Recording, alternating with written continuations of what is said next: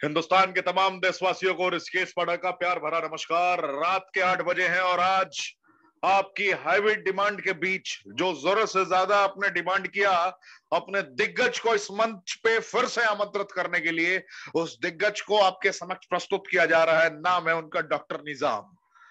आज उनकी training complete training होगी। कंप्लीट ट्रेनिंग का तात्पर्य है सारे बेसिक टर्म एंड टर्मोलॉजी को इलस्ट्रेटिव वे में एक्सप्लेन करेंगे ये। तो आप डायरी और पेन की व्यवस्था अपने पास रखें और जो हम लोगों ने परंपरा की शुरुआत की है, ईश्वर, अल्लाह, जीसस, वाहे गुरु, आप जिसे भी मानते हैं, उनके ध्यान करने का भी वक्त हो चला है।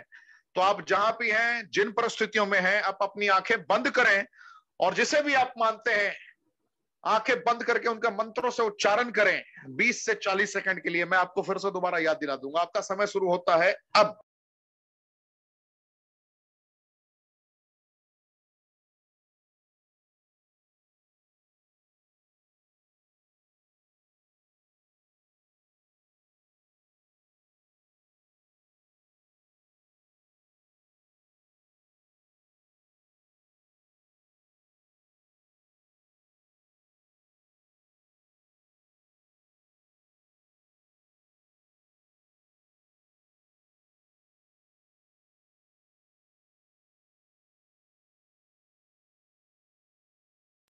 बहुत बहुत धन्यवाद, आपने ईश्वर का ध्यान किया। बड़ी मन को शांति मिलती है ये कर्म करने से। तो अब देर ना करते हुए मैं मंच पे आमंत्रित करने जा रहा हूं, क्योंकि आज मैं ये ट्रेनिंग नहीं लेने जा रहा, ना मैं कुछ ज्यादा सिखाने में आज वक्त बर्बाद करूंगा। आज कंप्लीट ट्रेनिंग समर्पित है डॉक्टर निजाम जी को, जो अपने अंदाज से आपको सिखाएंगे। श्रीलंका में भी इन्होंने काम किया, सीखा, इन्होंने एहसास किया, जिंदगी को बहुत बेहतर तरीके से इन्होंने कनेक्ट किया है। और आपके समक्ष अपनी जिंदगी के नॉलेज को जब ये शेयर करेंगे तो आपको भी गर्व की अनुभूति होगी। जिंदगी में आप एहसास कर पाएंगे किन प्रारूपों को मद्देनजर रखते हुए 3 जुलाई 2018 के बाद से रेनेटस वेलनेस ने कभी पीछे मुड़कर नहीं देखा, और किस प्रकार आज रेनेटस वेलनेस सारे रूल एंड रेगुलेशंस को मद्देनजर रखते हुए कार्य को अंजाम तक पहुंचा रहा है। किन परिस्थितियों को एहसास करते हुए रेनेटस ने सारे सिद्धांतों को एक डिफरेंट मोड में कनेक्ट कर दिया है। आपको सब कुछ एहसास करने का मौका मिलेगा, क्योंकि भारत में जब जब एथिक्स की बात आएगी तब तक आपको रेनेटस वेलनेस नंबर 1 पोजीशन पे दिखाई देगा इस साल के अंत तक। ये मैं आपको विश्वास के साथ कह सकता हूं। तो देर ना करते हुए मैं मंच पे आमंत्रित करता हूं डॉक्टर निजाम साहब। आप आए, पूरा भारतवर्ष आपको एहसास करने के लिए तैयार है, आपको सुनने के लिए तैयार है। सभी की कमेंट्स को आप महसूस कर सकते हैं। तो सर निजाम।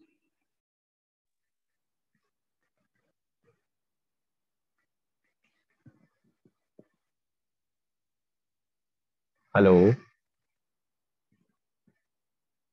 सर, मेरी वीडियो, हाँ दोस्तों नमस्कार। आवाज सब कुछ दिखाई दे रही है सर, क्लियर? आवाज सही आ रही है सर?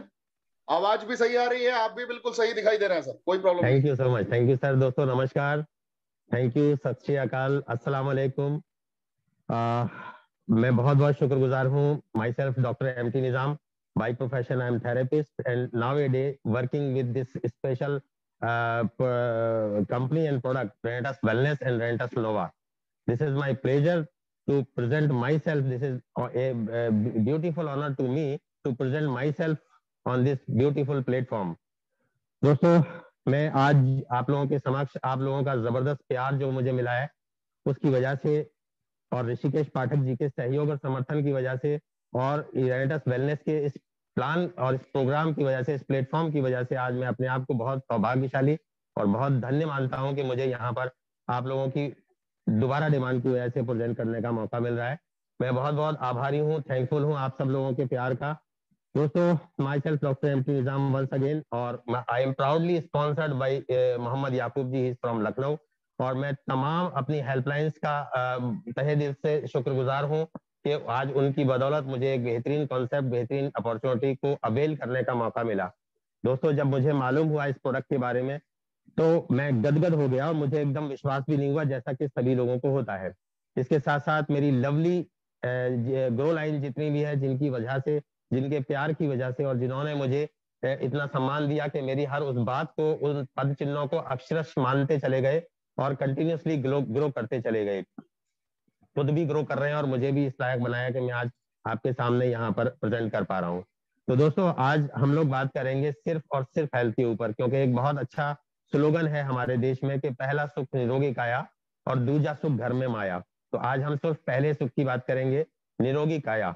निरोगी काया बहुत ज्यादा जरूरी है, क्योंकि ईश्वर ने हमें एक बेहतरीन शरीर, स्वस्थ और सुंदर शरीर दिया है। और ये स्वस्थ और सुंदर शरीर जो है, ये हमारा मंदिर है, और इस मंदिर की रक्षा और सुरक्षा करना हमारा परम दायित्व है दोस्तों। और इसके लिए हमें जो कुछ भी करना चाहिए, लेकिन आज होता क्या है, हम इसके ऊपर ध्यान ही नहीं दे रहे हैं, क्योंकि इसकी एक वजह यह है कि शायद ये हमें बिल्कुल फ्री में मिल गया है, जबकि जितनी भी मशीनरीज हमारे घर में है वो पैसा खर्च करके आती हैं, तो उसको टाइमली हम लोग सर्विस करवाते हैं, टाइमली उसकी मेंटेनेंस के ऊपर ध्यान देते हैं। एक बहुत बड़े थिंकर हैं जेबी मटारी उनका नाम है, और उनका कहना है कि we spend our health in gaining our wealth. We spend our health in gaining our wealth, but after some time we have to spend our wealth to regain our health.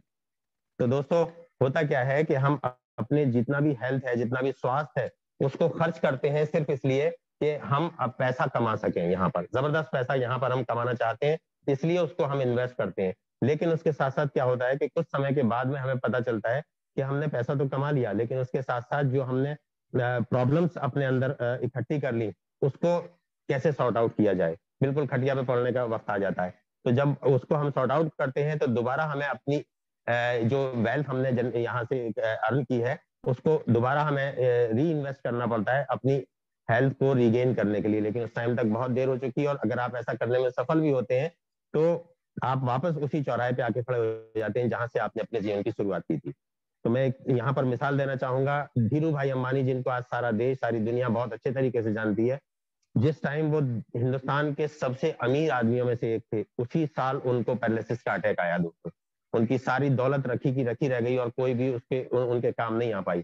तो ऐसा हमें किसी के हमारे साथ ना हो, ये हमारा परम उद्देश्य और परम धर्म होना चाहिए कि हम अपने स्वास्थ्य को भी बेहतर करें, और साथ ही अपने नियर एंड डियर्स के भी मदद कर पाए। अब बात आती है कि दोस्तों हेल्थ किसको कहते हैं। होता क्या है कि जब हम अपनी दुनिया की भागदौड़ में इन चीजों पे लगे रहते हैं ना, तो अपने ऊपर से ध्यान ही हट जाता है, बिल्कुल पूरी तरह से ध्यान हट जाता है, और हम सिर्फ मेटलिस्टिक वर्ल्ड की अर्निंग के ऊपर ध्यान देते हैं और उसी में लगे रहते हैं। किसी शायर ने कहा है, मेरी आदत है अक्सर के कुछ बोल देता हूँ, मुझे अच्छा लगता है, पसंद है चीजें, इसलिए हो सकता है आपको ना लगे तो मुझे माफ कीजिएगा। कि किसी शायर ने कहा है कि न खुशी बेच पाता हूँ, न खुशी खरीद पाता हूँ, न गम बेच पाता हूँ, न खुशी खरीद पाता हूँ, न गम बेच पाता हूँ, फिर भी न जाने क्यों रोज कमाने जाता हूँ। तो दोस्तों यही कुछ हालात हमारी जिंदगी के, हमारे अपने सभी लोगों के ऐसे हालात चल रहे हैं। अब जब हेल्थ की बात आ रही है, तो यहाँ पर हमें ये देखना और जांचना परखना पड़ेगा कि हेल्थ पे अब तक जिन लोगों ने थोड़ा सा वर्कआउट किया है, जिन लोगों ने थोड़ी सी मेहनत की है, उन लोगों का क्या कहना और सुनना है। मैं एक यहाँ नाम लेना चाहूंगा, उनका नाम है, एक बहुत बड़े रिनाउंड साइंटिस्ट हैं, और वो साइंटिस्ट हैं जिनको अपने जीवन में 2 बार नोबेल प्राइज मिला है। उनका नाम है डॉक्टर लाइनस पॉलिन, और उन्होंने अपनी जिंदगी में 2 बार नोबेल प्राइज लिया। पहली बार उनको विटामिन सी की इन्वेंशन के ऊपर मिला, दूसरी बार उनको एक थीसिस के ऊपर मिला जिसमें उन्होंने बीमारियों के कारणों को डिस्क्राइब किया है और उसका सॉल्यूशन भी दिया है। तो दोस्तों उनका कहना है कि टुडेज 98%, आज हम लोग थोड़ा सा डिटेल में जाएंगे। कल का जो सेशन था वो बिल्कुल एक आउटलाइन में आपको पेश करने की कोशिश की थी, लेकिन थोड़ा सा डिटेल में जाएंगे, और मुझे उम्मीद है कि आप सब लोग इसको राइट डाउन करेंगे तो 100% आपके जो है बिजनेस में भी काम आएगा, आपकी जिंदगी में भी काम आएगा, आपके समाज में भी ये सब चीजें काम आएंगी, क्योंकि हम लोग बिल्कुल रूट के ऊपर बात कर रहे हैं। आज हम लोग ऐसे साइंस के ऊपर बात कर रहे हैं जो शायद हम लोगों की हर एक की जिंदगी की जरूरत है। मतलब उसके लिए काम की है ये नहीं है, उसकी जरूरत है, बिना उसके शायद हम अपने बेहतर स्वास्थ्य की कल्पना भी नहीं कर सकते। तो डॉक्टर लाइनस पॉलिन का कहना है कि today's 98% deaths are due to disease, और 90% disease are caused by toxins accumulation in our body. He further says that you can trace every sickness, every disease, every ailment in toxins accumulation in your body. Toxins accumulation ही हमारी बीमारियों का root cause है। मैं बात कहूंगा, आज से 50 साल पहले जब हम लोग किसी के मरने की खबर सुनते थे तो पूछते थे अच्छा उनकी डेथ हो गई, उनकी एज क्या थी। आज हम किसी ऐसी खबर को सुनते हैं तो हम पूछते हैं अच्छा उनकी डेथ हो गई, क्या प्रॉब्लम थी। मतलब परसेप्शन चेंज हो चुका है, हमारा माइंड बिल्कुल ये मान चुका है, तस्लीम कर चुका है कि आज का आदमी अपनी नेचुरल डेथ हो ही नहीं रही है, मर ही नहीं रहा है, वो कहीं ना कहीं बीमारियों का शिकार होकर मर रहा है। तो इस चीज से बचने के लिए बहुत ज्यादा जरूरी है कि हमें इसकी बेसिक नॉलेज हो, क्योंकि ये बेसिक नॉलेज ही हमें उन चीजों से बचा पाएगी। आज हम लोग डीप में जाएंगे, उसी के लिए हम आगे थोड़ा सा आगे चलते हैं कि अगर हम ये देखें कि आज लाइफ स्पैन हमारा क्या है, जो भगवान ने हमें लाइफ दी थी वो हमारी क्या थी, और दुनिया के तमाम प्राणियों को जो लाइफ दी गई है वो लाइफ क्या है, उसको थोड़ा सा अगर आप कंपेयर करेंगे, जितने भी प्राणी हैं, जैसे बिल्ली है, तो बिल्ली जो है वो करीब 3 से 4 साल, 4 से 5 साल ऐसे जीती है। कुत्ता है 12 से 14 साल जीता है। छोटी बर्ड्स है वो 1 से 2 साल 3 साल तक जीती है। एलिफेंट बड़ा जानवर है 40 से 50 साल जीता है। स्मॉल फिशेज हैं जो 2 से 4 साल जीती हैं, इसकी है वो 40 से 50 साल जीती है। लाइक वाइज इंसान को भी भगवान ने एक लाइफ स्पैन दिया है, और वो लाइफ स्पैन है 100 से 120 साल का। ये सारे प्राणी अपनी जिंदगी को, अपने समय को बिल्कुल उसी तरह से जी रहे हैं, उतने ही समय तक जी रहे हैं जितना भगवान ने उनको दिया है। लेकिन ये जो प्राणी है इंसान, ये अपने लाइफ स्पैन को उतना नहीं जी पा रहा है। रीजन क्या है? आज अगर आपकी और हमारी लाइफ के बारे में पूछा जाए कि कितनी जिंदगी हम जी पाएंगे, तो एकदम आदमी कहता है कि जी 60-70 साल की हमारी लाइफ है। आप इंश्योरेंस कराने जाएंगे, 60 साल से ऊपर पे आपका इंश्योरेंस नहीं होता, मुश्किल से होगा तो 4-5 साल का कर दिया जाता है। गवर्नमेंट भी ये मान चुकी है कि आपकी एक्सपायरी डेट ये है, इसके बाद अगर आप चल रहे हैं तो आप बोनस में चल रहे हैं।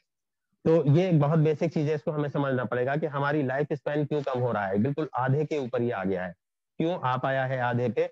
ये चीज को अगर हमने समझ लिया, इसको रिकॉग्नाइज कर लिया, तो आगे से हम अपने बचाव में उन तमाम चीजों को का ध्यान रख पाएंगे जो हमारी बेहतर सेहत के लिए, बेहतर स्वास्थ्य के लिए जरूरी है। सबसे पहले हमें ये जानना पड़ेगा कि हेल्थ कहते किसको है, हेल्थ किसको कहा जाता है, व्हाट इज हेल्थ।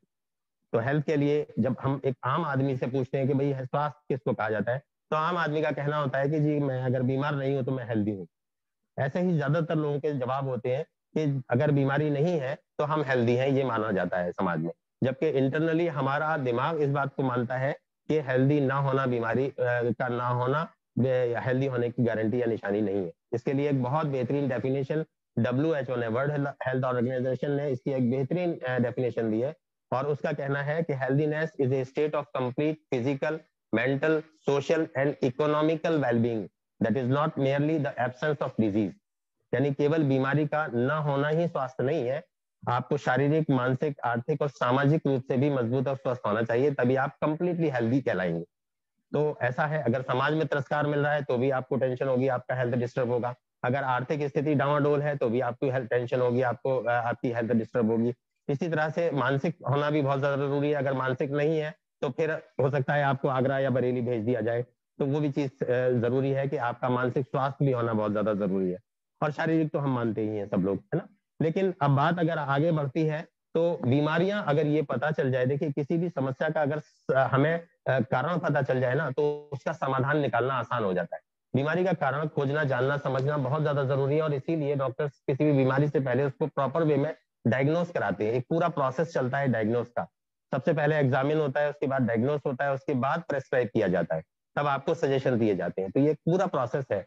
यहाँ पर अगर हम अपने स्वास्थ्य के बारे में इस प्रोसेस के ऊपर थोड़ी सी निगाह डालेंगे कि बीमारियां क्यों होती हैं, अगर इस चीज के ऊपर हम ध्यान देंगे तो आपको पता चलेगा कि बीमारी जो मेडिकल साइंस जो कहती है कि बीमारियां क्यों होती हैं, उसके बेसिक 4 रीजन मेडिकल साइंस ने दिए हैं। सबसे पहला रीजन है जो डेफिशिएंसी डिजीज जो होती है, मतलब बीमारियों जो डेफिशिएंसी, किसी भी तरह की जो कमी होती है, यानी हमारे शरीर के अंदर न्यूट्रिशन, विटामिन, मिनरल्स की कमी से जो रोग उत्पन्न हो जाते हैं, उसको डेफिशिएंसी डिजीज कहा जाता है। तो पहला कारण है डेफिशिएंसी डिजीज। दूसरा कारण है हेरिडिटी। हेरिडिटी का मतलब है वंशानुगत कोई चीज चली आ रही है।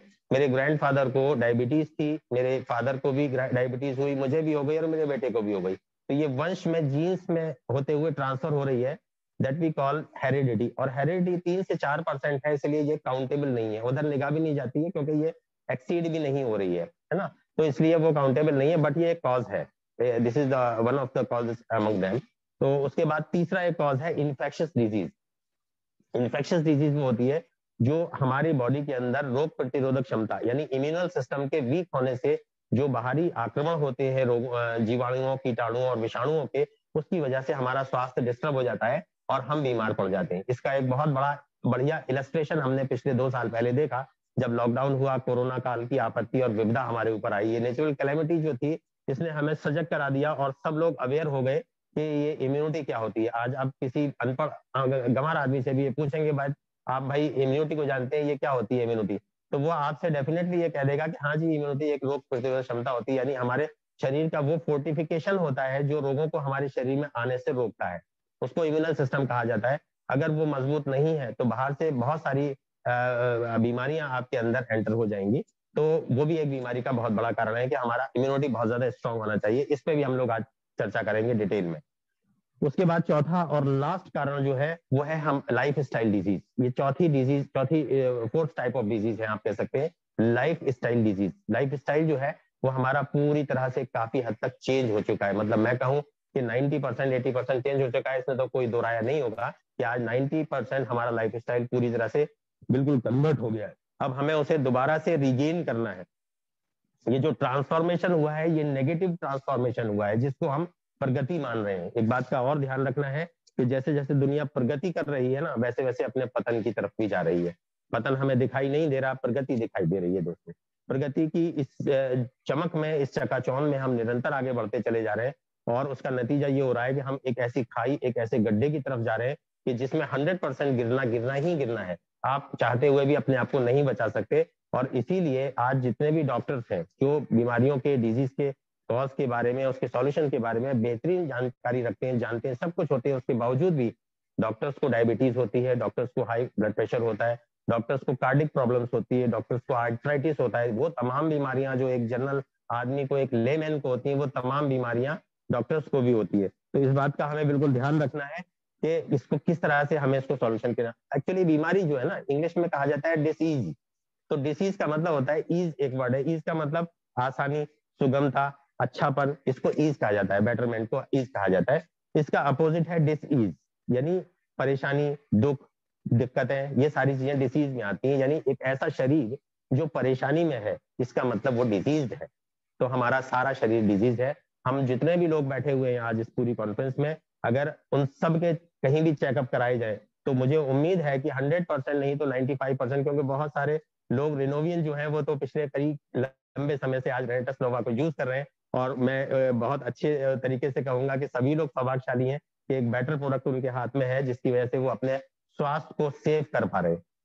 तो दोस्तों डिसीज जो है, मतलब बीमारियों का होना जो है, वो डिसीज कहलाता है। मतलब एक ऐसा शरीर जो परेशानी में है, वो परेशानी किसी भी तरह से हो सकती है। उस परेशानी के लिए अगर बात की जाए तो परेशानी का जो कारण है, जैसे हम आयुर्वेद में, अब मैं हम इसको थोड़ी आयुर्वेद की तरफ लेके जाते हैं, क्योंकि आयुर्वेद एक ऐसी पैथी है जिसका जो है उद्गम महर्षि चरक के द्वारा आज से 5000 साल पहले किया गया। इस आयुर्वेद की जो पद्धति है, इसका जो इतिहास है, वो आज 5000 साल पुराना इतिहास है, और महर्षि चरक ने इसकी शुरुआत की। और मैं गर्व के साथ ये बात कहूंगा कि आज विश्व में आयुर्वेदा को जो सफलता मिल रही है, विश्व में आयुर्वेद को जो तरजीह दी जा रही है, जो इंपॉर्टेंस दी जा रही है, उसके पीछे दो ही रीजन है। क्योंकि जो स्थिति आज हमारे देश की है, हमारा देश एक डेवलपिंग कंट्रीज है, डेवलपिंग कंट्री है, डेवलप्ड कंट्री नहीं है। तो डेवलपिंग के टाइम में बहुत सारी ऐसी चीजें होती हैं जिसकी वजह से लाइफ स्टाइल चेंज होती है। तो उन चीजों को जो हम यूज करते हैं, हम अपने अंदर लेके आते हैं, आत्मसात करते हैं, तो उसका दूसरा साइड इफेक्ट ये होता है कि कहीं ना कहीं हमारी हेल्थ, हमारा स्वास्थ्य डिस्टर्ब होना शुरू हो जाता है। तो उन लोगों ने इसके ऊपर मेहनत की और सोचा कि भाई ऐसे कौन सी पैथी है जिससे हम इन चीजों से बचा जा सकता है। क्योंकि आज वेस्टर्न कंट्रीज के जितने भी कंट्री है वो सारे एलोपैथिक के ऊपर डिपेंड है। मैं किसी पैथी की बुराई नहीं करूंगा, क्योंकि सारी पैथीज अच्छी हैं। और जब हम परेशानी में आते हैं, जब एक्सीडेंटल केस होते हैं, जब एकदम विपदा हमारे ऊपर आ जाती है हेल्थ के ग्राउंड पे, तो हम एलोपैथी में ही जाके अपने आप को क्योर कर पाते हैं। वो एक बेस्ट पैथी है। बट वो कब होती है? जब एट द 11th आवर आप पहुंच गए, बिल्कुल आप लबे बाम आ गए, आप बिल्कुल खटिया पे पड़ गए, तब आपको उसकी जरूरत होगी। हम कुछ ऐसा करें, मेरा सजेशन है, हम कुछ ऐसा तरीका, ऐसा रास्ता अपनाएं कि जिस पर चल के हम बीमार ही ना पड़े, तो ज्यादा बेहतर है। तो आज वही रास्ता हम लोग यहाँ पर एक दूसरे से शेयर करने की कोशिश करेंगे। क्योंकि आयुर्वेद जो है ना, आयुर्वेद का पर्याय, आयुर्वेद को अगर आप संधि विच्छेद करेंगे, आयु धन वेद, आयु का मतलब हमारा जीवन, वेद का मतलब साइंस, जीवन की वो साइंस जो हमारे जीवन को बहुत सुचारू रूप से आगे चलाने में मदद कर सकता है। मतलब सरलता से सफलता की तरफ का जो ये सफर है, वो डेफिनेटली आयुर्वेद की वजह से ही पॉसिबल हो पाता है दोस्तों। अब आयुर्वेद से हम दूर क्यों हो गए? क्योंकि भारत की एक ऐसी पैथी जिसको जो है आज पूरे विश्व में मान्यता मिल रही है, और लोग, बड़े बड़े साइंटिस्ट और डॉक्टर्स इसकी तरफ अट्रैक्ट हो रहे हैं। उसका रीजन सिर्फ यही है, उन्होंने जब इसके ऊपर रिसर्च करना शुरू की तो उनको दो चीजें यहाँ पर नजर आई। सबसे पहली चीज तो आयुर्वेद एक ऐसी पैथी है जिससे बीमारी को क्योर किया जा सकता है, बीमारी कंप्लीटली ठीक होती है। पहला बहुत बड़ा प्लस पॉइंट है। दूसरा एक और प्लस पॉइंट है कि इसका कोई भी साइड इफेक्ट नहीं होता दोस्तों, कोई भी इसका साइड इफेक्ट नहीं है। और अगर साइड इफेक्ट नहीं है तो वो भी एक बहुत बड़ा इसका प्लस पॉइंट है, बहुत बड़ा प्लस पॉइंट है। लेकिन एक माइनस पॉइंट भी इसके साथ में है जो उन्होंने रिकॉग्नाइज किया और हम सब लोग भी उसको रिकॉग्नाइज करते हैं, और वो ये है कि ये बहुत लंबा समय लेती है। और शायद इसी वजह से हम आयुर्वेद से अपने आप को कन्वर्ट करके किसी और पैथीज की तरफ जाना शुरू हो गए। तो इसलिए इसका जो लंबा समय था, उन्होंने कहा इसको तो हम कर लेंगे कंट्रोल। और इसको कंट्रोल करने के लिए उन्होंने टेक्नोलॉजीज का इस्तेमाल किया, और टेक्नोलॉजीज के इस्तेमाल के बाद जो पैथी निकल के आई, जो एक बहुत बेहतरीन कॉम्बिनेशन आयुर्वेद का और एलोपैथी का निकल के आया, जिसको हम लोग नया नाम देते हैं। और उसका एक नया बेसिक टर्म मैं आपको आज दे रहा हूँ, एलोवेदा को उसको कहा जाता है, कहा जा सकता है एलोवेदा। मैं तो एलोवेदा ही कहता हूँ। रेडेंटस वेलनेस जो है ये ना तो एलोपैथिक कोई प्रोडक्ट है ना आयुर्वेदिक है, ये एक एलोवेदिक प्रोडक्ट है। एलोवेदा का मतलब है एलोपैथी प्लस आयुर्वेदा, जैसे न्यूट्रास्यूटिकल, एलोवेदिक न्यूट्रास्यूटिकल प्रोडक्ट।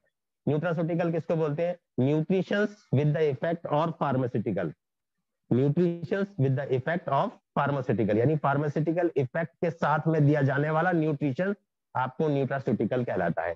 तो इस तरह से ये जो रेडेंटस नोवा है ये एक न्यूट्रास्यूटिकल प्रोडक्ट है जो कि एलोवेदा की देन है। अब एलोवेदा कहां पर, यहाँ एलोपैथी का कहां यूज हो रहा है दोस्तों? एलोपैथी के यूज की अगर बात की जाए तो जितनी भी रिसर्च हुई है आज रेडेंटस नोवा, जिस रिसर्च के बाद में 6 साल की रिसर्च हमारे साइंटिस्ट की, मैं सैल्यूट करता हूं इन साइंटिस्ट को जिनकी वजह से, जिनके एक बेहतर टीम ने इसके ऊपर 6 साल जबरदस्त मेहनत की और एक बेहतरीन कॉम्बिनेशन जो प्रकृति की गोद से निकाल के हमारी आपकी गोद में डाल दिया, उसकी वजह से आज हम अपने जीवन को स्वस्थ, समृद्ध और संपन्न बनाने में जो है वो कामयाब हो पा रहे हैं। तो उन्होंने इसके ऊपर जो है 6 साल तक मेहनत की। उस मेहनत में जितनी भी रिसर्चेज हुई, उस रिसर्च में जो टेक्नोलॉजी इस्तेमाल हुई वो एलोपैथिक टेक्नोलॉजी थी, जिस टेक्नोलॉजी की वजह से आज एलोपैथी के बहुत सारे जो मेडिसिन है उसको इन्वेंट किया जाता है, उस टेक्नोलॉजी का यूज यहाँ पर किया गया, पहली चीज। दूसरा, उसका जितना भी रिसर्च प्रोसेस था उसको जब यूज किया गया तो भी उसी टेक्नोलॉजी का इस्तेमाल किया गया। तीसरा, यहाँ पर जितने भी इंग्रेडिएंट्स यूज किए गए, जैसे जो भी इंग्रेडिएंट्स यहाँ पर यूज किए जाते हैं, जो 12 इंग्रेडिएंट्स हमारे इसमें है, मैंगोस्टीन है, आपका सिगरू है, शतावरी है, गोखसुरा है, और आपका जो है वो पुनर्नवा है, ये तमाम जो चीजें हैं, सफेद मुसली वगैरह है, ये तमाम जो चीजें हैं वो जितनी भी हैं वो प्योर आयुर्वेदिक हर्ब्स का यहाँ पर इस्तेमाल किया गया है। तो प्योर आयुर्वेदिक हर्ब होने की वजह से ये आयुर्वेदिक भी है। तो एलोवेदा, इसको हमने इसलिए नाम दिया कि allopathy plus Ayurveda, that is Aloveda. तो एलोवैदिक न्यूट्रास्यूटिकल प्रोडक्ट है हमारा रेडेंटस नोवा। आप लोग अपनी जगह पर बैठ के इसके लिए एक बेहतरीन ताली बजा सकते हैं, और ये हम सब लोगों का सौभाग्य है कि हम एक बेहतरीन प्रोडक्ट के साथ काम कर रहे हैं। मुझे इस चीज का एहसास तब हुआ जब मैंने इसके ऊपर 1 महीने अपना टाइम लगा के और ये जानने की कोशिश की कि आखिर ऐसा कौन सा आविष्कार दुनिया में आ गया जो सिंगल प्रोडक्ट हमारी तमाम शारीरिक स्वास्थ्य की समस्याओं को जो है निदान करने में सक्षम अपने आप को कराए। दोस्तों, सबसे पहली चीज का ध्यान रखिएगा कि रेडेंटस नोवा ना तो कोई दवाई है, ना मेडिसिन है, और ना इसको प्रमोट करने वाले लोग डॉक्टर्स हैं। इस बात का विशेष ध्यान रखिएगा, क्योंकि ये जो प्रोडक्ट है, मैं उसकी बाद में बात करूंगा, हम लोग उस पर भी आ रहे हैं अभी। ये जो प्रोडक्ट है बेसिकली ये बीमारी को ठीक नहीं करता, किसी भी बीमारी को ठीक करने का दावा नहीं करता, ये बीमार को ठीक करता है, यानी आपके सिस्टम को ये मेंटेन करता है, आपके सिस्टम को ठीक करता है। और सिस्टम जब आपका ठीक हो जाएगा तो फिर धीरे धीरे आपकी जिंदगी, आप आने वाला जो समय है वो पूरी तरह से स्वस्थ ही कहलाएगा। तो हम लोग बात कर रहे थे कि डिसीज, अब ये डिसीज का जो कॉज था वो साइंटिस्ट जो है उन्होंने बताया टॉक्सिन्स का एक्यूमुलेशन हमारी बॉडी में है। अब टॉक्सिन्स का एक्यूमुलेशन कहाँ से हो रहा है, कैसे हो रहा है? टॉक्सिन्स कहते हैं उस जहर को जो चाहते और ना चाहते हुए हमारे बॉडी के अंदर एंटर हो रहा है। आयुर्वेद का भी यही फॉर्मूला है। आयुर्वेद कहता है आहार, विहार और विचार, ये 3 चीजें हैं। आयुर्वेद बेस्ड है 3 चीजों के ऊपर, 5 चीजों के ऊपर, 3 चीजों के ऊपर। ये क्या क्या है मैं आपको बता दूं, आहार, विहार, विचार, इस पे भी हम लोग चर्चा करेंगे। दूसरा, आयुर्वेद के 3 स्तंभ माने जाते हैं, और वो 3 स्तंभ है आपका वात, पित्त और कफ। वात का मतलब गैस, पित्त का मतलब हीट का एक्सेस होना, पित्त का मतलब कोल्डनेस का एक्सेस होना। तो वात, पित्त और कफ, और बेसिकली पंच तत्व से हमारा तमाम शरीर बना है, पंच तत्व से ही तमाम पूरी सृष्टि बनी है, और वही 5 तत्व हमारे शरीर के अंदर भी ऊपर वाले ने और प्रकृति ने डाले हैं। और ये 5 तत्व वो कौन कौन से हैं, जिसको भगवान कहा जाता है? भूमि, गगन, वायु, अग्नि और नीर। इसको अगर आप इसको भी अगर एब्रीविएट करेंगे तो ये भगवान हो जाएगा। इसको जोड़ के भगवान बनाया गया है। ये पंच तत्व से ही हमारे जीवन, हमारा सृष्टि, हमारा पूरा संसार इसी पंच तत्व पे डिपेंड है। बट यहाँ पर एक कंडीशन है कि ये पांचों तत्व एक रेशो के साथ में हमारी बॉडी में है। जब इनका रेशो डिस्टर्ब होता है तब हमारी बॉडी कहीं ना कहीं हेल्थ के ग्राउंड पे प्रॉब्लम में आती है।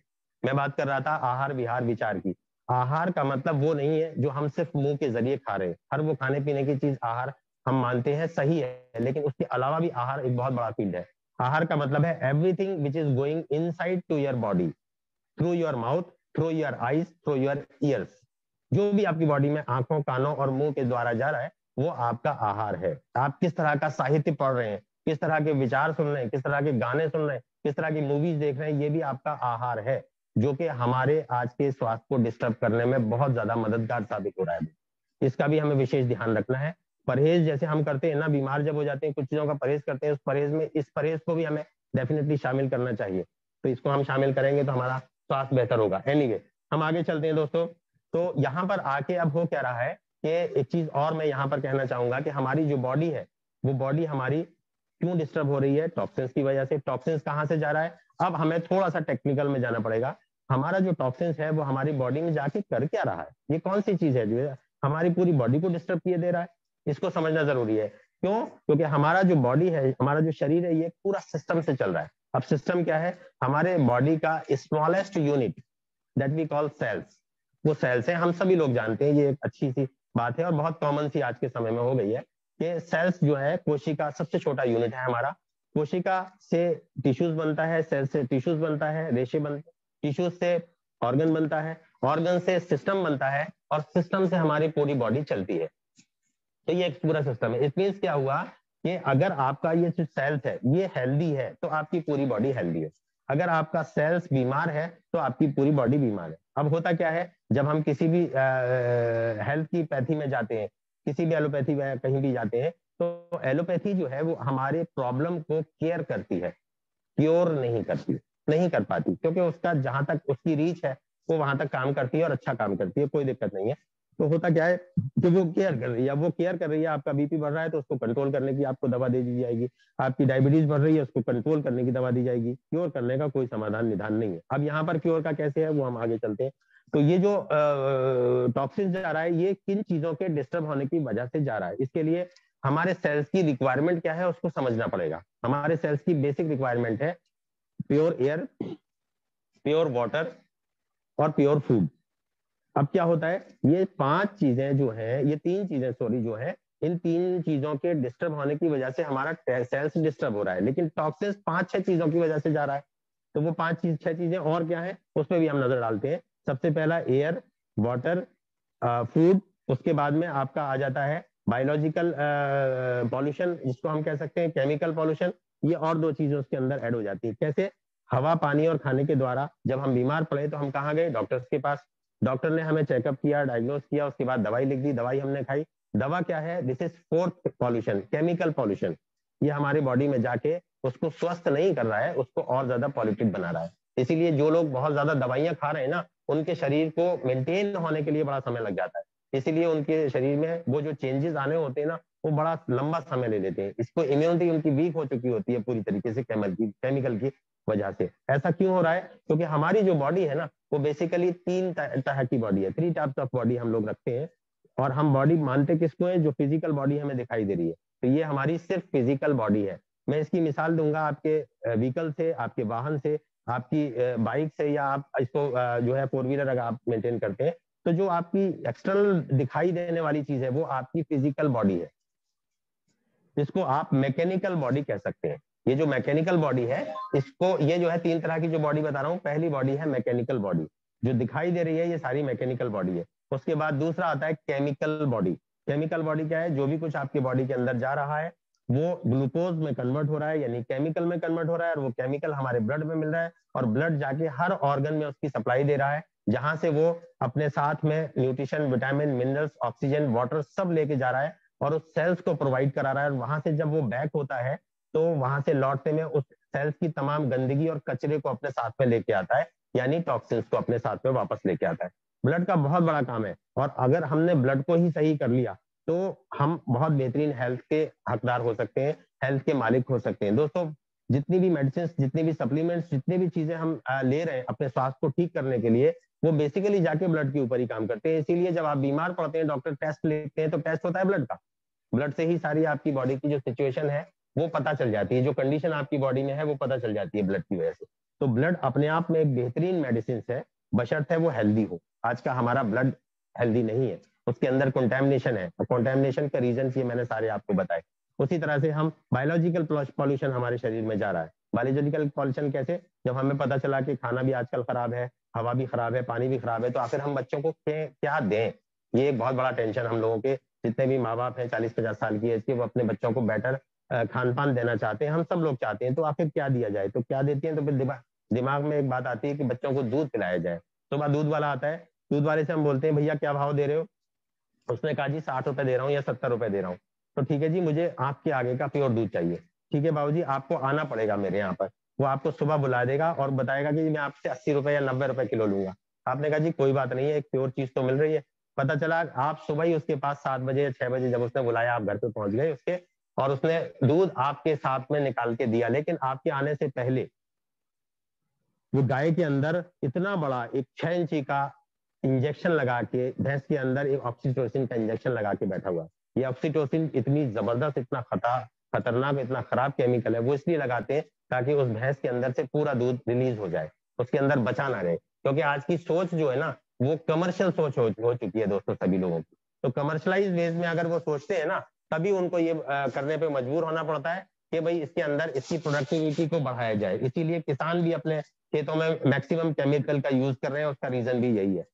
तो दोस्तों, वो इंजेक्शन लगा के बैठा हुआ, अब वो जो दूध हम लाके अपने बच्चों को पिला रहे हैं, कहीं ना कहीं वो पॉल्यूटेड हो चुका है पूरी तरह से। और इस पॉल्यूशन की वजह से, इस ऑक्सीटोसिन के इंजेक्शन की वजह से, आपको ताज्जुब होगा कि आज से 10 साल 20 साल पहले आपने अपने गाँव में, अपने शहरों में एक प्राणी देखा होगा जो आजकल बहुत कम ना के बराबर दिखाई देता है। और अगले 4-5 साल के बाद में तो हम अपने बच्चों को सिर्फ बुक्स में पढ़ा रहे होंगे कि वल्चर नाम का, वी फॉर वल्चर नाम का एक प्राणी होता था जिसको हम गिद्ध बोलते हैं। वो आज नहीं रहे हैं। क्यों नहीं रहे हैं? उसका रीजन भी यही है कि उनको जब जानवर मर जाते हैं तो गांव के बाहर उनको डाल दिया जाता है, और वो उनको उसका जो मांस है, वो मांस वो लोग, गिद्ध लोग खा जाते हैं। और गिद्ध की एज बहुत लंबी होती है, 300 400 500 साल तक की एज गिद्ध की होती है। तो वो गिद्ध जो है, अंग्रेजों से पहले का समय देखे हुए ऐसे गिद्ध यहाँ पर मौजूद थे। लेकिन जब वो उस मांस को खाते हैं ना, उस मांस के अंदर उस ऑक्सीटोसिन के इंजेक्शन का जो असर है, जिसकी वजह से वो गिद्ध भी खत्म होना शुरू हो गए। आप आज जाके देखिए गाँव में, गांव के बाहर आपको कहीं कोई गिद्ध नजर नहीं आएगा। रीजन बिहाइंड दैट इज कि वो ऑक्सीटोसिन के मांस का जो उसके अंदर यूज हुआ है उसको खा रहे हैं, जिसकी वजह से उनकी पॉपुलेशन भी धीरे धीरे कम हो गई है और खत्म होती जा रही है। तो दोस्तों, इस बात का, अब वो जो दूध हम पी रहे हैं, कहीं ना कहीं उसका कुछ असर हमारे दूध में भी जा रहा है। मैं एक बहुत आपको बहुत रियल फैक्ट बताने जा रहा हूँ कि भारत में दूध की जो रिक्वायरमेंट है पर डे की, वो है 65,000 crore litre per day. 65,000 crore litre per day की दूध की डिमांड है भारत की। और आपको ताज्जुब होगा दोस्तों कि जो प्रोडक्शन हो रहा है, जो कैटल से, जो जानवरों से निकल के दूध आ रहा है, वो मात्र 14,500 करोड़ लीटर निकल के आ रहा है। अब आप अंदाजा लगा सकते हैं कि अगर देखा जाए, इसको आप डिवाइड करेंगे तो ओनली 25% नियर अबाउट प्रोडक्शन हो रहा है और 100% सप्लाई हो रही है। यानी 75% क्या है? ये 75% वही केमिकलाइज मिल्क है जो हमको सप्लाई किया जा रहा है, दिया जा रहा है। इसको पीने के बाद में आपका और हमारा क्या हाल हो सकता है? मैं तो अक्सर लोगों से मना करता हूं कि अगर आप रेनेटस नोवा को यूज कर रहे हैं तो आप दूध को छोड़ दीजिए, दूध का परहेज कीजिए, मिल्क प्रोडक्ट से आप बचिए, डेयरी प्रोडक्ट से बचिए, कन्फेक्शनरी के प्रोडक्ट से आप बचिए, डेयरी बेकरी प्रोडक्ट से आप बचिए। ये जितने भी हैं इसके अंदर बहुत ज्यादा केमिकल का यूज होता है, तो उनसे अगर आप बचेंगे तो आप एक बेहतर स्वास्थ्य के मालिक हो सकते हैं। तो दोस्तों, ये दूसरी तरह की बॉडी थी जो केमिकल बॉडी, जिसकी वजह से ये सारी मशीन चल रही है। ये हमारा बेली है, ये हमारा स्टमक है, ये चल रहा है। और मैं इसको मदर ऑफ ऑल डिजीज कहता हूं। अगर आपका स्टमक, आपका जो गट है, अगर ये डिस्टर्ब हो गया, गुड गट हेल्थ होना बहुत ज्यादा जरूरी है। और गुड गट हेल्थ की सबसे बेहतरीन पहचान है कि एक जानवर है, जानवर, गाय, भैंस, ऊंट, बकरा, बकरी और हाथी जैसा बड़ा जानवर, आपको ताज्जुब होगा, आपने देखा भी होगा, बहुत प्रैक्टिकल बात बताने जा रहा हूं कि जब हाथी चलता है और चलते चलते वो फ्रेश हो जाता है, मतलब उसको कितना मिनट लगता होगा? हाथी जैसा विशाल जानवर मुश्किल से 1 मिनट में, 1.5 मिनट में या कुछ सेकंड में ही वो फ्रेश हो जाता है। और बाकी दूसरे जानवर तो इससे भी कम समय लेते हैं। लेकिन ये जो जानवर है ना, आपको ताज्जुब होगा, हाथी के मुकाबले में कंपेयर करेंगे तो 10 मिनट, 10% भी हम लोग नहीं बैठते। इस जानवर को फ्रेश होने में आधा घंटा चाहिए, पौना घंटा चाहिए, पता चला पेपर लेके जा रहे हैं, वहां पर बैठ के आराम से पढ़ रहे हैं, बैठती पी के जा रहे हैं, बीड़ी सिगरेट तंबाकू का अगर यूज करते हैं तो वो सब वहां पर कार्यक्रम हो रहा है, तो आधा आधा घंटा वहां पर टाइम गुजारा जाता है, और दुनिया की सारी प्लानिंग वही होती है, वो शांति निकेतन है। तो इसलिए हमें कोशिश करनी चाहिए कि हमारा बस आदमी जाए और निकले, कुछ ही मिनट और कुछ ही सेकंड के फासले के अंदर आप फ्रेश होके आ जाने चाहिए। अगर ऐसा हो रहा है तो आपकी जो गट है वो बिल्कुल गुड है। गुड गट हेल्थ का मतलब यही है। तो ये chemical body good gut health के ऊपर डिपेंड करती है। उसके बाद आती है इलेक्ट्रिकल बॉडी दोस्तों। तो इलेक्ट्रिकल बॉडी क्या होती है? जो हमारे इंफॉर्मेशन ट्रैक हमारी पूरी बॉडी के अंदर चल रहा है। यानी मैंने कल एक मिसाल दी थी कि आपके कहीं चोट लगी, आपके मच्छर ने काटा आपके लेफ्ट साइड के पैर के ऊपर, अगर उस मच्छर ने काट लिया तो वो मच्छर, आपका हाथ क्या करेगा? आपका हाथ उसको ऐसे करके मारेगा और हो जाएगा। अब इस हाथ को क्या मालूम कि मच्छर ने यही काटा था, इसने ये काम यहाँ क्यों नहीं किया? ये एक इंफॉर्मेशन ट्रैक है कि यहाँ पर समस्या पैदा हुई, इसकी इंफॉर्मेशन हमारे ब्रेन को गई, ब्रेन ने ऑर्डर दिया इस हाथ को कि जाके वहां स्थिति को संभालो, ये हाथ आया और इसने स्थिति को संभाला। तो ये एक इंफॉर्मेशन ट्रैक जो है ये पूरा इलेक्ट्रिकल बॉडी के ऊपर डिपेंड है, और उसी की वजह से ये सुचारू रूप से चल पाता है, अपना कार्य संपन्न कर पाता है। तो ये इलेक्ट्रिकल, अब होता क्या है, जब कभी हम कोई पेन किलर खाते हैं, हमें कोई बीमारी है, बहुत ज्यादा दर्द हो रहा है बॉडी में, बहुत ज्यादा दिक्कतें आ रही हैं, तो डॉक्टर्स हमें पेन किलर देते हैं। पेन किलर क्या करता है? ये पेन किलर हमारे इस इंफॉर्मेशन ट्रैक को कट कर देता है बीच में से। ये इंफॉर्मेशन ट्रैक जैसे ही कट हुआ तो हमारे ब्रेन को पता ही नहीं चलता कि बॉडी में कहां पर क्या प्रॉब्लम हो रही है। ठीक किस तरह से, जैसे अभी दिल्ली में जो है राइट्स हुए, कोई दिक्कत हुई, प्रॉब्लम हुई, तो वहां पर प्रॉब्लम क्रिएट हुई। अब दिल्ली के जो डीआईजी थे, दिल्ली के जो आईजी थे, उन्होंने इन्फॉर्म किया अपने लोकल एसएसपी को कि भाई वहां जाके स्थिति को संभालो, और वो वहां गए, उन्होंने स्थिति को संभाला। लेकिन अगर यही काम उनको पता ही ना चलता, उनका जो मोबाइल से संपर्क था या उनका जो टेलीफोन से संपर्क था, टेलीफोन का तार काट दिया जाता, उनको पता ही नहीं चलता, तो आईजी साहब सोचते हैं कि मेरी स्टेट में सब सुख शांति है, कोई दिक्कत नहीं है। हमारी बॉडी के साथ भी यही हो रहा है। आपको ताज्जुब होगा दोस्तों, 2 साल का बच्चा जब रोता है ना, तो माँ अगर किचन में काम कर रही है तो वो परेशान हो जाती है, वो आके उसको चुप करने की कोशिश करती है, घर के लोग भी आवाज लगाते हैं भैया इसको चुप करो। अगर माँ ने एक कपड़ा लिया और उसके मुंह में ठूंस दिया कि इसकी आवाज बंद हो जाए, तो क्या होगा? और फिर अपने आप घर वाले भी फ्री हो गए कि हाँ जी बच्चा चुप हो गया, और माँ भी काम करने चली गई। बच्चा जब रो रहा था ना, तो उसको कोई प्रॉब्लम थी उसकी बॉडी में, हो सकता है उसके पेट में दर्द हो रहा हो, क्या प्रॉब्लम थी, आपने कपड़ा ठूंस दिया, अब हो सकता है कि बच्चे की डेथ भी हो सकती है। तो इसलिए हमारी बॉडी के साथ यही हो रहा है। हम क्या कर रहे हैं? उस आवाज को नहीं सुन रहे हैं, उस इंफॉर्मेशन ट्रैक को पेन किलर के द्वारा कट किए दे रहे हैं, जिसकी वजह से वो हमारी बॉडी में प्रॉब्लम्स को बढ़ा रहा है। तो इसलिए इन सब चीजों का ध्यान रखना जरूरी है। तंदुरुस्त जीवन जीने के लिए एक और मैं जरूरी चीज आपको यहाँ पर बताना चाहूंगा, और वो ये है कि अगर हम हेल्दी स्वास्थ्य चाहते हैं, मतलब हेल्दी हेल्थ चाहते हैं, गुड गट हेल्थ चाहते हैं, तो हमें अपने आप को आयुर्वेद की नजर से अपने आप को ध्यान देना पड़ेगा। उसके लिए एक बहुत इंपॉर्टेंट चीज मैं यहाँ पर कहूंगा कि जब ब्लड होता है, उसका टेस्ट कराया जाता है, उसके अंदर अल्केलाइन और एसिड का एक रेशियो होता है जिसको पीएच लेवल बोला जाता है। अल्केलाइन ये बहुत ज्यादा जरूरी है दोस्तों, क्योंकि हमारी बॉडी के अंदर जो ये रेशियो है प्रकृति की तरफ से दिया गया है, 80% अल्केलाइन 20% एसिड। ये रेशियो जैसे ही डिस्टर्ब होगा हमारी बॉडी प्रॉब्लम में आना शुरू हो जाएगी, और हमारी बॉडी हमें इंडिकेट भी करती है, बट हम उसको पहचान नहीं पाते, उसको समझ नहीं पाते, जिसकी वजह से वो प्रॉब्लम हमारी बढ़ जाती है। अब होता क्या है, अब अल्कलाइन क्या होता है, इसको आप कैसे रिकॉग्नाइज करेंगे? आपने देखा होगा दोस्तों, कभी उंगली कट जाती है, उसमें ब्लड निकलने लगता है, तो हम अक्सर उसको मुंह में ले लेते हैं। जब आप मुंह में लेते हैं तो ब्लड का टेस्ट आपको पता चलता है, और वो होता है कसेला कसेला, क्षारीय जिसको बोलते हैं। वो जो क्षार है ना, वही अल्कलाइन है। तो ये क्षार हमारी बॉडी में 80% है, और 20% एसिड है। एसिड की भी जरूरत है। एसिड जो है हमारे खाने को गलाता है, पचाता है, बहुत सारे उसके क्रियाएं हैं जो वो करता है, जिसकी वजह से हमारी बॉडी स्वस्थ रहती है ना। तो ये जो 80% अल्कलाइन है, अब ये कैसे होगा? अगर हम जो भी कुछ खान पान खा रहे हैं उसके अंदर इस बात का विशेष ध्यान रखेंगे कि 80% अल्कलाइन खाना है और 20% एसिड खाना है, तब आपको ये चीज ऑटोमेटिकली मेंटेन हो जाएगी, बिना किसी दवा के लिए, बिना किसी सप्लीमेंट के लिए ये ऑटोमेटिकली मेंटेन हो जाएगी। सवाल ये है कि हमें पता तो हो कि ये होना कैसे है, या एसिड क्या है और अल्कलाइन में क्या चीजें आती हैं। मैं आपको बताना चाहूंगा, आप चाहें तो इसको नोट डाउन कीजिए। मुझे उम्मीद है सभी लोगों के पास ये ट्रेनिंग सेशन हेल्थ के ऊपर हो रहा है, डायरी पेन जरूर होगा, प्लीज नोट डाउन करते जाइए। ये आपके प्लान में ये सब चीजें काम आएंगी, आपके एक्शंस में ये काम आएंगी, आपकी बातों में ये काम आएंगी। अगर इन चीजों को आपने डिटेल कर दिया ना, 15-20 मिनट में, आधे घंटे के अंदर सामने वाला बिना प्लान दिखाए आपके साथ आएगा इस बिजनेस के अंदर। बहुत लाजवाब कॉन्सेप्ट है दोस्तों। तो ये जो अब हमें ये जानना है कि अल्कलाइन में क्या चीजें आती हैं और एसिड में क्या चीजें आती हैं। देखिए, आप लिखिए मांस, मछली, अंडा, ये सब एसिड में आता है। मांस, मछली, अंडा, नमक, शक्कर, ऑयल, बटर, फिश, चिकन वगैरह, एग का भी जो येलो पार्ट है वो एसिड है और व्हाइट पार्ट जो है वो अल्कलाइन है। ये तमाम सब चीजें जो है, जितने भी ग्रेन्स हैं वो सारे एसिड में आते हैं। ये तमाम सब चीजें आती हैं एसिड में। अब बात आती है अल्कलाइन में क्या आता है। अल्कलाइन में आता है दोस्तों हरी पत्तेदार सब्जियां, ग्रीन वेजिटेबल्स, मिल्क और एग का व्हाइट पार्ट। ये सिर्फ 3 चीजें आपके एसिड में आती हैं।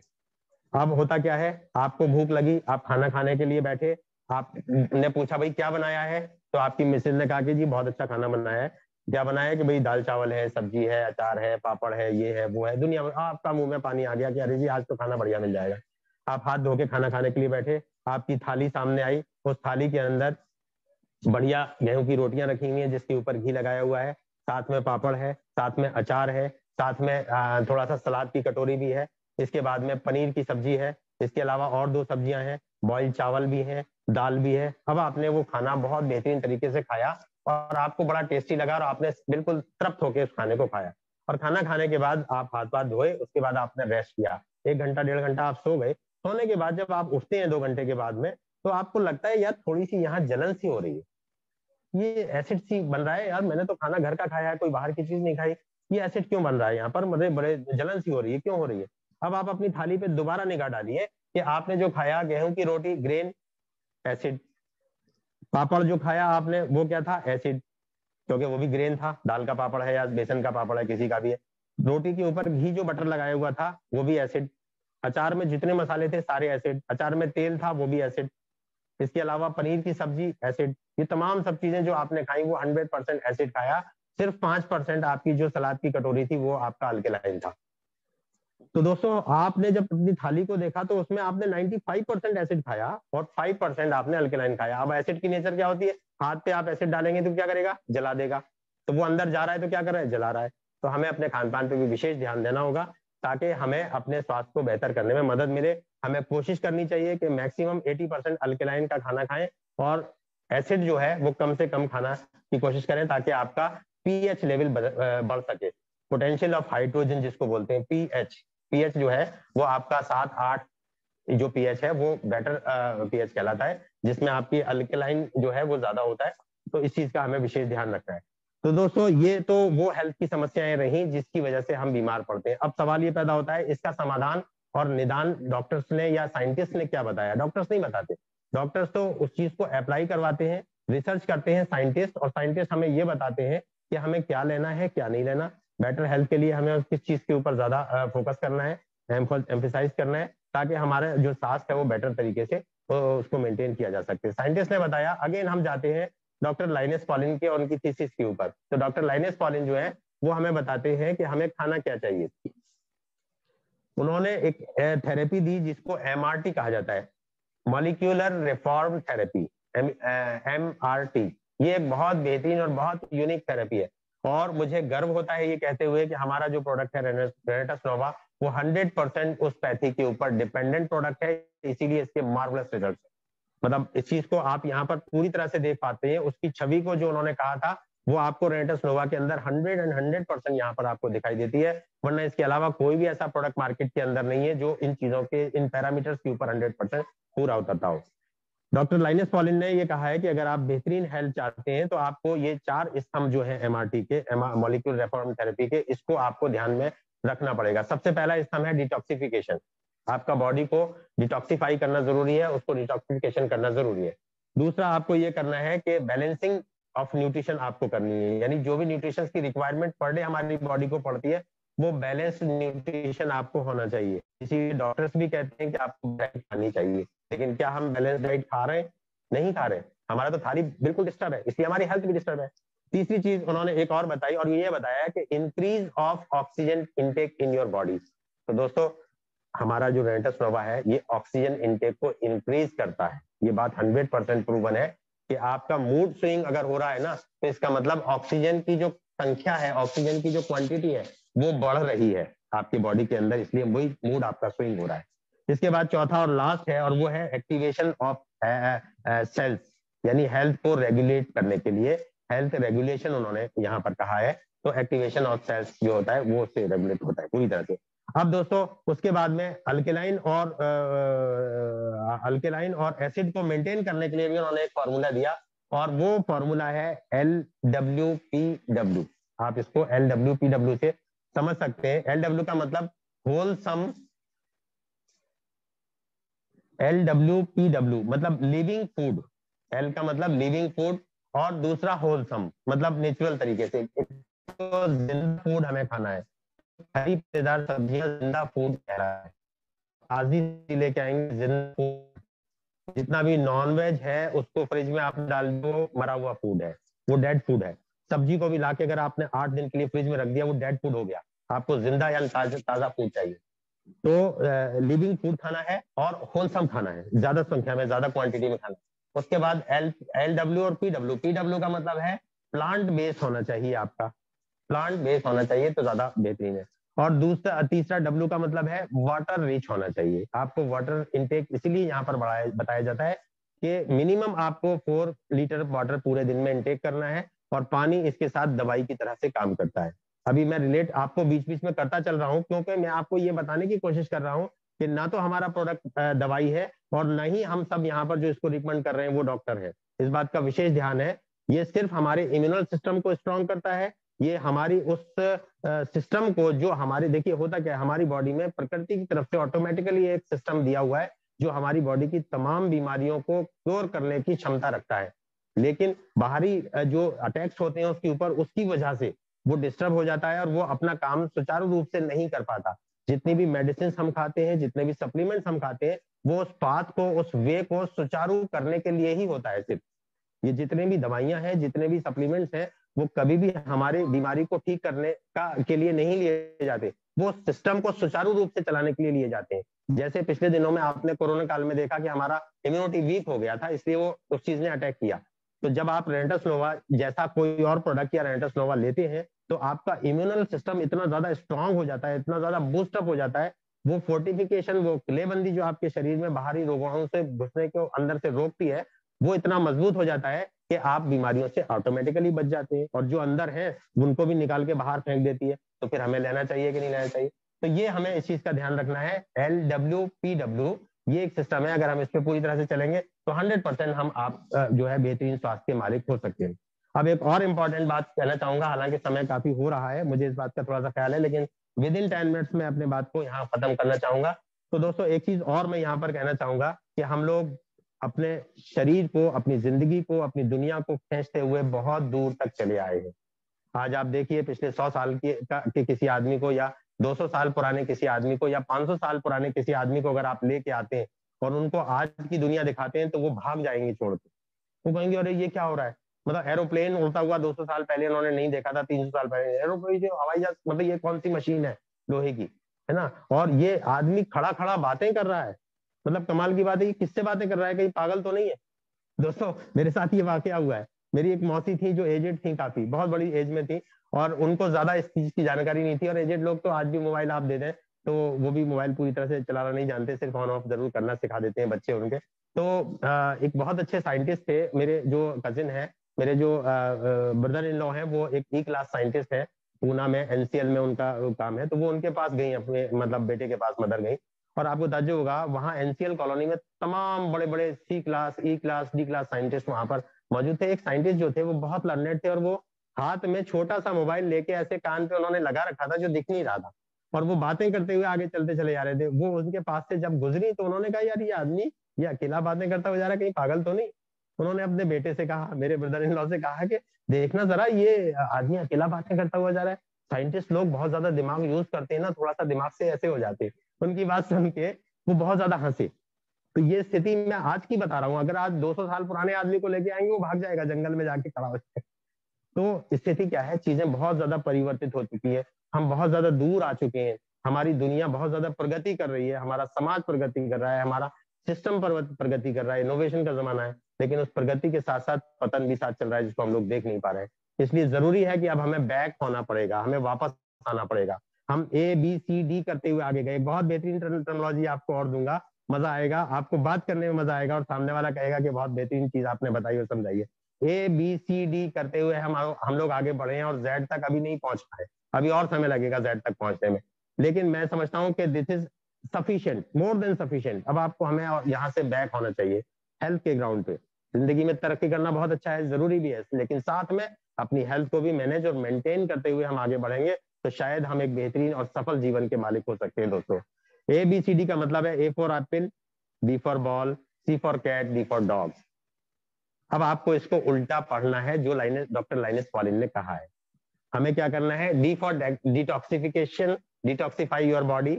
D for balancing of your nutrition, D नहीं, sorry, D for detoxification of your body, C for cleansing of your colon and intestine, B for balancing of your nutrition, and A for activation of your cells. D C B A। अब ABCD की जगह आपको बोलना है DCBA। Detoxification of your body, cleansing of your colon and intestine, balancing of nutrition और activation of your sales. अगर आपने ये कर लिया तो आपसे ज्यादा बेहतर स्वास्थ्य आपके समाज में, आपके फैमिली में, आपके घर में किसी का भी नहीं हो सकता। दोस्तों ये एक बेहतरीन अपॉर्चुनिटी है। अब ये हमारा प्रोडक्ट रेनेटस वेलनेस या रेनेटस नोवा कैसे इस काम को करवा पा रहा है, ये मैं आपको 2 मिनट लूंगा और आपको बता दूंगा।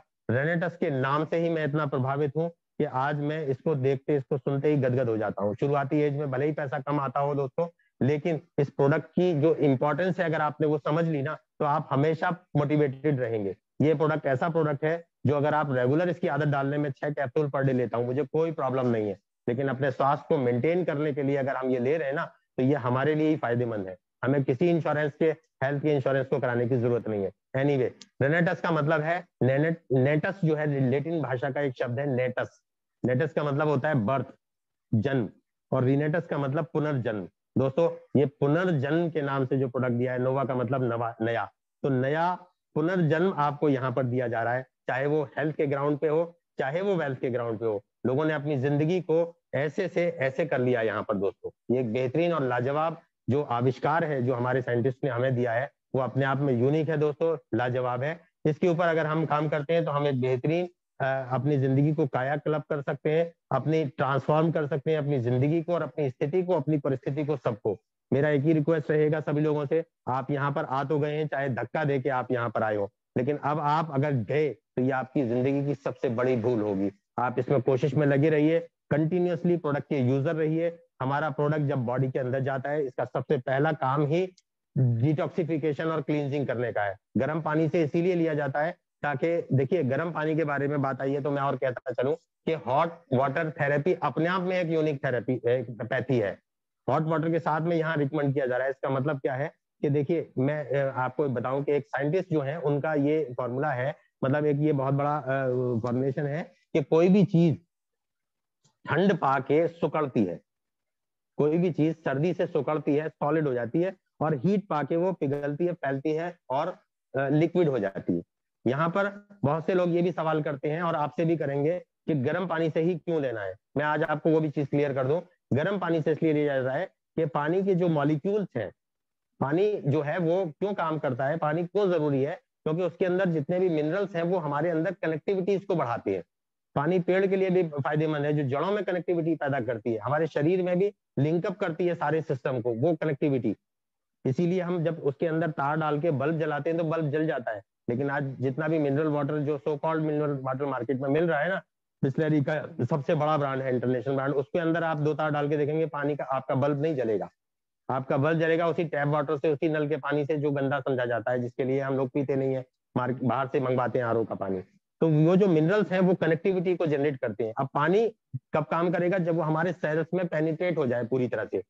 मैंने एक बात बताई थी कि हीट पाके कोई चीज पिघलती है और ठंड पाके सुकड़ती है। अगर आप फ्रिज का पानी पी रहे हैं तो वो पानी हार्ड वाटर है, वो पानी सॉलिड हो गया, अब वो आपके सेल्स में पेनिट्रेट ही नहीं हो पा रहा है।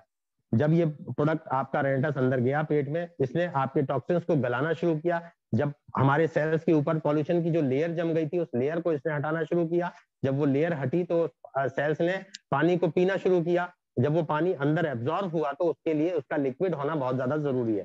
अगर वो लिक्विड नहीं है, वो सॉलिड है, तो वो अपना काम ही नहीं कर पाएगा पूरी तरीके से। इसलिए हॉट वाटर रिकमेंड किया जाता है। पानी जब प्रॉपर वे में आपके सेल्स को मिल गया तो सेल्स ने आंखें खोल दी, उसको ताजगी आई। ये ठीक इस तरह से है जैसे आपके मुंह पे एक टेप लगा दिया जाए, हाथ पीछे बांध के कमरे में डाल दिया जाए, प्यास लगेगी आप चिल्लाएंगे, कोई नहीं सुनेगा, भूख लगेगी आप बोलेंगे, कोई नहीं सुनेगा। अगर यही स्थिति पूरे दिन रहती है तो आप मूर्छित हो जाएंगे। अगर यही स्थिति 4 से 5 दिन रहती है तो आपकी डेथ भी हो सकती है। दोस्तों हमारे सेल्स के साथ में यही हो रहा है। हमारे सेल्स के ऊपर पॉल्यूशन की एक लेयर जम जाती है। वो पॉल्यूशन जो है वो पॉल्यूटेड एयर से भी जा रहा है, पॉल्यूटेड ऑक्सीजन जा रही है, पॉल्यूटेड वाटर जा रहा है, पॉल्यूटेड फूड जा रहा है, और पॉल्यूटेड जो केमिकल पॉल्यूशन है वो भी जा रहा है। ये चारों पांचों कारण जो है वो पॉल्यूशन हमारे अंदर ले जा रहे हैं, जो सेल्स के ऊपर एक लेयर जमा देते हैं। ये सबसे पहले उसको धोता है, साफ करता है, क्लींस करता है, और सेल्स पानी पीना शुरू कर देता है, ऑक्सीजन लेना शुरू कर देता है, सांस मिलती है उसको, आंखें खोलता है वो, फिर उसको भूख लगती है, वो खाना मांगता है। तो हमारे इस कैप्सूल में हर वो न्यूट्रिशन हमारे साइंटिस्ट ने खोज खोज के एक एक ऐसी यूनिक हर्ब इसके अंदर इस्तेमाल की है। मैं उस डिटेल में नहीं जाऊंगा, सेशन और ज्यादा लेंदी हो जाएगा। तो वो इसके अंदर डाली है जो हमारी प्रतिदिन मात्रा में हमारे शरीर की उसकी जरूरत रहती है, वो इसके अंदर पड़ी हुई है, वो इसको एनर्जी देती है। और उसके बाद जब वो सेल्स खा पी के और तैयार हो गया, उसने 1 घंटे 2 घंटे का रेस्ट भी किया, तब फिर हमारी बॉडी कहती है या रेनेटस नोवा कहता है कि चलो अपने काम पे लगो। अब उस सेल्स को उसको एक्टिवेट करने का काम भी आखिर में सबसे लास्ट काम रेनेटस नोवा करता है कि उसको सेल्स को एक्टिवेट करता है। तो ये चारों काम जो है सेल्स बहुत सुचारू ढंग से करता है। इसीलिए अगर वो सेल्स एक्टिवेट हो गया दोस्तों, तो वो सेल्स अगर आपके पेनक्रियास का था तो आपको डायबिटीज में फायदा दिखेगा। वो सेल्स अगर आपका किडनी का था तो आपको किडनी की रीनल जितनी भी समस्या है उसमें आपको फायदा दिखेगा। वो सेल्स अगर आपके घुटने के लिगामेंट का था तो उसमें आपको आर्थराइटिस में फायदा दिखेगा। वो सेल्स अगर आपका ब्रेन का था तो आपको ब्रेन की जितनी भी समस्याएं, अल्जाइमर डिजीज है, उसमें आपको फायदा दिखेगा, डिमेंशिया में फायदा दिखेगा। मेरे कई पेशेंट्स के ऊपर रिजल्ट आए हैं। अगर वो सेल्स आपका ब्लड का था तो आपको हाई ब्लड प्रेशर में और कार्डिक प्रॉब्लम्स में आपको फायदा दिखेगा। इस तरीके से हमारा रेनेटस वेलनेस पूरी बॉडी की तमाम समस्याओं को हल करने के लिए हमारी बॉडी को सुचारू एक वे देता है, एक ऐसा सुचारू एटमॉस्फेयर क्रिएट करता है। उस मशीन के सारे पार्ट्स को धो धा के उसको बिल्कुल क्लींस करके उसको सर्विस करके रख देता है, जिसकी वजह से बीमारियों का एंटर होने से ही रोक लग जाती है। तो मैं बहुत ज्यादा ग्रेटफुल हूँ इसका कि रेनेटस नोवा ने बेहतरीन तरीके से अपना वो पूरा जिम्मेदारी निभा रहा है अच्छे तरीके से। अब दोस्तों जिम्मेदारी निभाने का टाइम हमारा और आपका है कि हम इसको जिम्मेदारी के साथ में अपने तमाम हेल्थ प्रॉब्लम्स को सॉर्ट आउट करें, और अपने समाज में जितने भी लोग हैं उनकी भी गारंटी और जिम्मेदारी आप लें, और ये जिम्मेदारी आपकी है। कल को अगर उनको पता चलेगा कि भैया शर्मा जी आपको मालूम था तो आपने मुझे क्यों नहीं दिया, अगर उसको किसी और के थ्रू पता चल गया ना, वो कहेगा शर्मा जी आपने अपना नहीं समझा मुझे, तो ये डायरेक्टली ब्लेम आपके ऊपर आएगा। हमारी और आपकी सामाजिक जिम्मेदारी है कि हम इसको मैक्सिमम प्रमोट करें, मैक्सिमम इसको आगे बढ़ाएं कि उसके दो ही चीजें, इसके हाथ पैर मुंह नहीं है, ये चल के जा नहीं सकता, अपने आप को बता नहीं सकता, तो इसलिए इसका काम हमें करना पड़ेगा। आज की मॉडर्न प्रॉब्लम्स है उसका सॉल्यूशन भी मॉडर्न ही हमें देना पड़ेगा।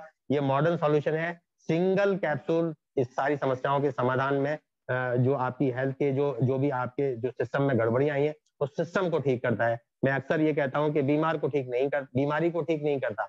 रेनेटस नोवा किसी भी बीमारी को ठीक नहीं करता, ये बीमार को ठीक करता है, आपके सिस्टम को ठीक करता है। और इसीलिए पाठक जी भी चिल्ला चिल्ला के कहते हैं, और हम सब रिनोवियंस ये कहते हैं कि ये कोई दवाई नहीं है और हम लोग कोई डॉक्टर्स नहीं है। इसलिए ये एक सप्लीमेंट है, और इसको आपको और हमें डेली बेसिस पे अपनी जिंदगी का हिस्सा अगर बना लेते हैं तो आने वाला समय आपके बजट में से जो डॉक्टर का खर्चा है, जिसको हम लिखते हुए भी डरते हैं कि कहीं ऐसा अगर हमने लिख लिया तो कल को ऐसा कोई हेल्थ चैलेंजेस हमारे सामने ना आ जाए लिखने। लेकिन जैसे कबूतर है ना, बिल्ली को देख के अगर आंखें मूंद लेता है ना, तो उससे बिल्ली के खतरे से बचा नहीं जा सकता।